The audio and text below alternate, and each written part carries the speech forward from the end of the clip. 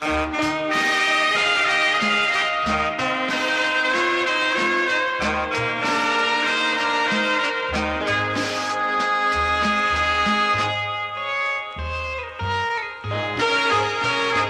จนอย่างพี่ไม่มีเงินเป็นอำนาจจะไปสามารถบังคับสะกดจิตใจคนสวยของพี่จึงคิดจะมีรักใหม่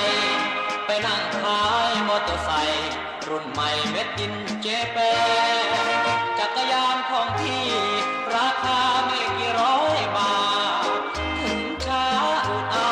แต่ก็เม็ดอินไทยแลนด์ต้องใช้ขาปั่นรถพี่มันถึงจะแล่นไม่เหมือนรถเครื่องต่างแดนยิ่งเร่งยิ่งแล่นรถใช้น้ำมันลองตรองดูเถิดนะ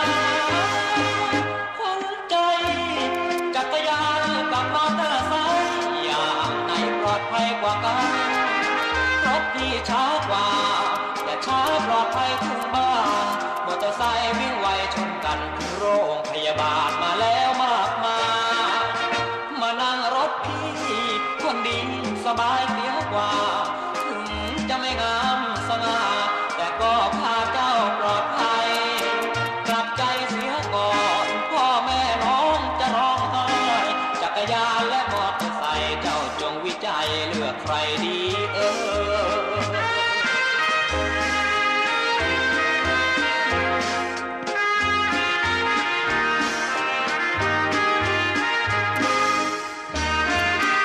ลองตรองดู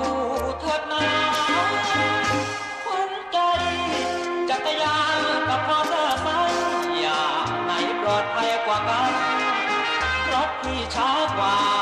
แต่ช้าปลอดภัยถึงบ้านมอเตอร์ไซค์วิ่งไวชนกันโรงพยาบาลมาแล้วมากมายมานั่งรถพี่คนดีสบายเสียกว่า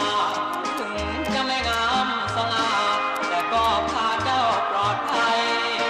กลับใจเสียก่อนพ่อแม่น้องจะร้องไห้